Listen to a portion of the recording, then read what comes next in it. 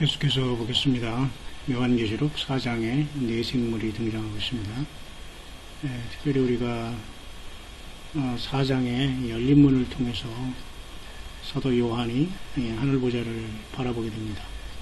이 하늘의 열린 문은 단순히 열린 문이 아니라 교회 시대가 2, 3장에 끝나고 교회가 성령께서 교회를 데리고 첫째 부활로 이 하늘의 열린 문을 통해서 교회 모두가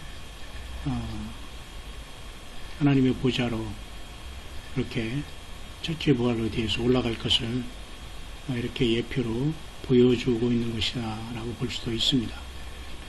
여러분들 잘 그런 것들을 생각하면서 말씀을 이렇게 그림으로 보는 이런 계시록을 보았으면 합니다.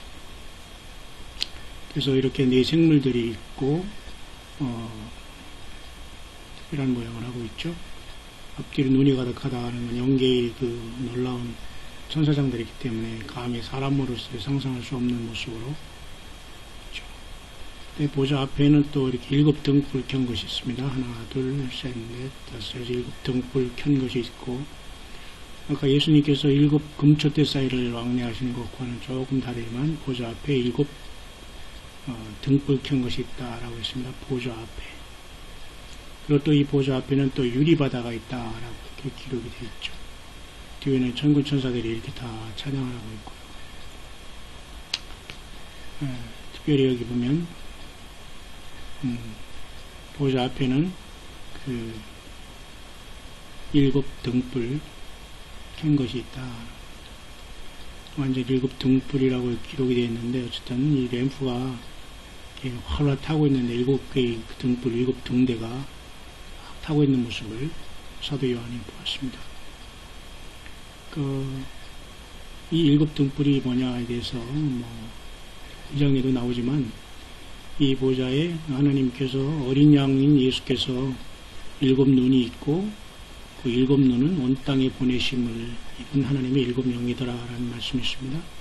그 어린 양의 모습이 그 7 뿔과 그 7 눈이 있다라고 이제 말씀을 하고 있는 것을 여러분 생각하면서 이 7 등불 켠 것이 뭐냐 한번 잘 생각해 보시기 바랍니다. 어린 양이 7 눈과 7 뿔이 있는 어린 양이 이제 5장에 보이는데요. 그 7 눈은 온 땅에 보내심을 입은 하나님의 7 영이더라라고 이렇게 말씀해주고 있는 것을 기억하면 여러 가지 여러분들에게 또 우리가 생각할 점이 많이 있는 그런 내용입니다. 그래서 이제 이 네 생물들이 보좌 주위에 눈이 가득하면서 그 앞뒤에 이렇게 보좌 주위를 둘러쓰고 있는 모습을 둘러싸고 있는 모습을 보게 됩니다. 단순히 이렇게 앞에만 나열해 있는 것이 아니라 사방팔방을 이렇게 서라운딩 에워싸고 있는 것을 우리가 생각할 수 있습니다. 그 다음에 이제 24장로 24명의 그 장로들이 이렇게 12명에서 이렇게 내생물들이 보좌 주위를 감싼다면 그 내생물들 주변에는 또 24장로들이 이렇게 보좌를 감싸고 있습니다. 머리에 금면류관과 흰옷을 입고 그 24장로들이 하는 모습은 무엇을 하고 있냐면 하나님 앞에 이렇게 엎드려서 면류관을 드리며 하나님께 우리 예수교의 모든 영광을 다 돌리고 있는 것을 보게 됩니다. 왕중왕 하나님 앞에 감히 또 보좌에 앉은 이 24장로들이 엎드려서 완전히 하나님 앞에 완벽한 충성과 사랑과 복종과 기쁨과 영광을 총체적으로 드리는 모습을 이 24장로들이 하나님 보좌 가장 가까이에서 일을 하고 있는 것을 보게 됩니다. 5장에 가면 큰 사건이 하나가 큰 어떤 큰 메이저 이벤트, 메이저 큰 어떤 호출과 호명이 있는데요. 하나님 아버지의 오른편에 일곱으로 이렇게 임봉한 책이 있습니다.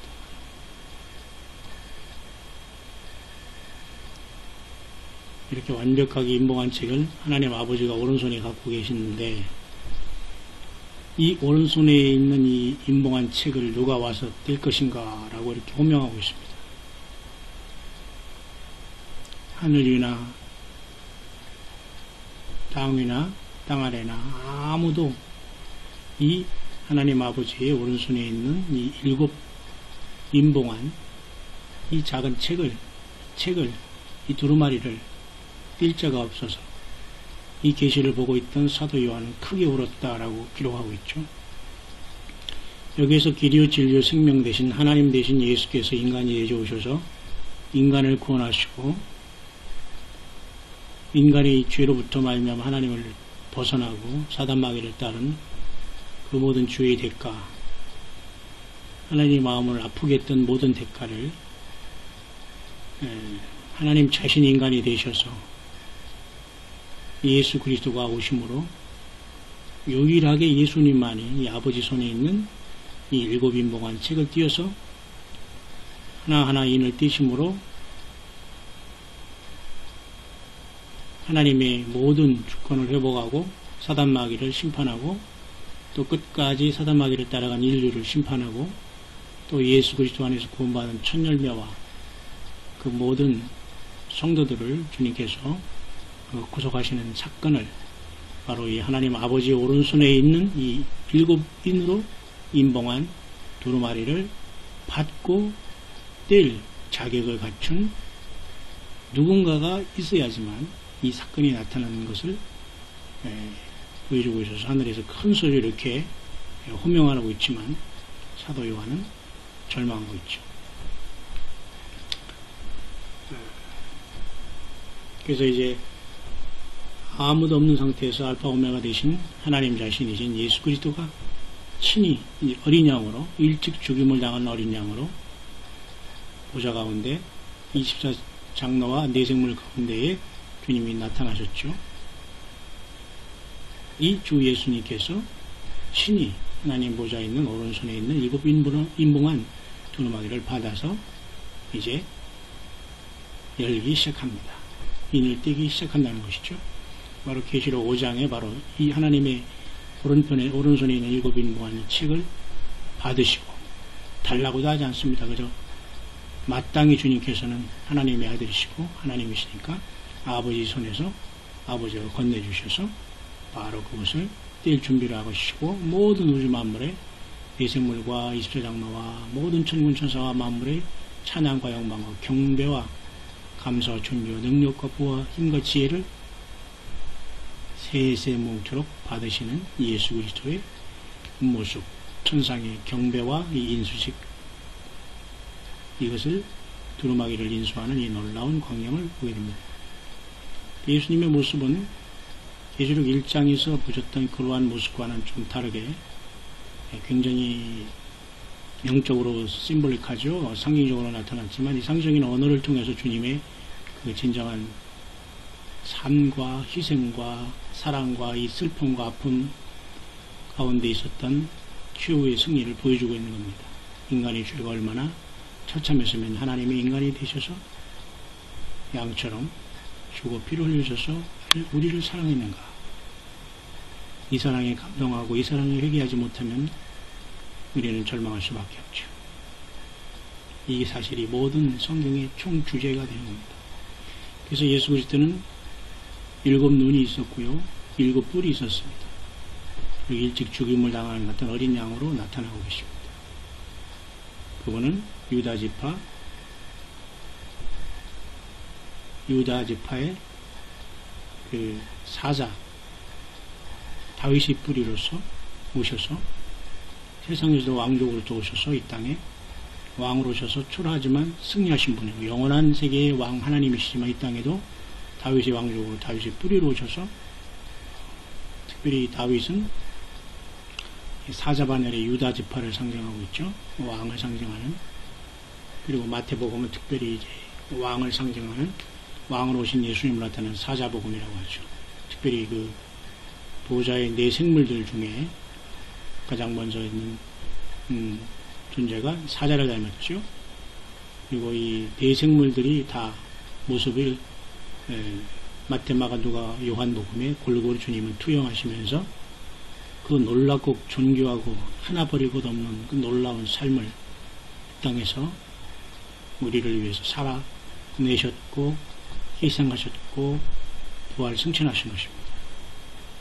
그 예수님의 모습 계시록 5장에 보이면서 하나님의 오른손에 있는 일곱 두루마기의 인봉한 책을 받으셨습니다.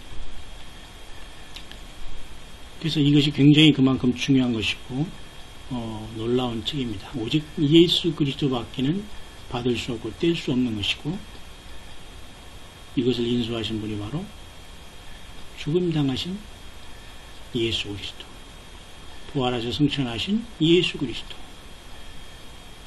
양처럼 이렇게 제물로 오셔서 피를 흘려주시고 일찍 죽임을 당하신 30살의 놀라운 나이에 일찍 죽임을 우리 때문에 제물 되신 예수님. 이런 것을 보고 우리가 감동하지 못하고 회개하지 못한다면 너무 우리는 슬픈 인생입니다. 어린 양의 눈에는 일곱 개의 눈이 있습니다. 오늘 보통 우리가 생각하는 그런 모습으로 생각하면 안 됩니다. 하나님이시기 때문에 일곱 눈이 있어 완벽한宇宙만물을 통찰하시고 관리하시고 바라보시는 주님의 모습이죠. 전지전능하신 완벽한 일곱 개의 뿌리를 가신 예수님, 완벽한 권능, 권세자, 주권자 하나님만이 하나님 자신을 나타내고 있죠.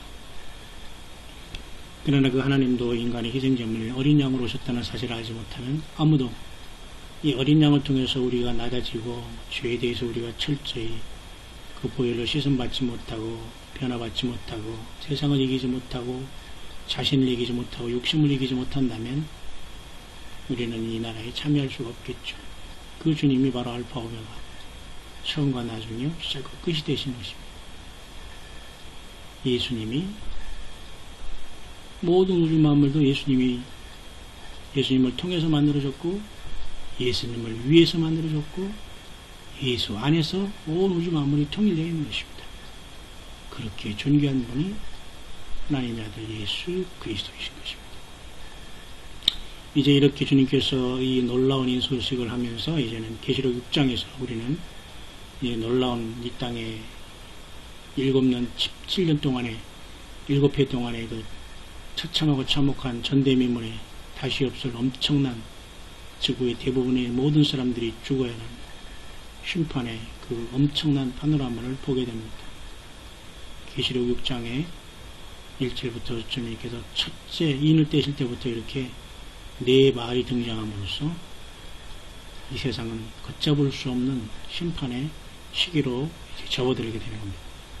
계속해서 6장을 볼 것입니다.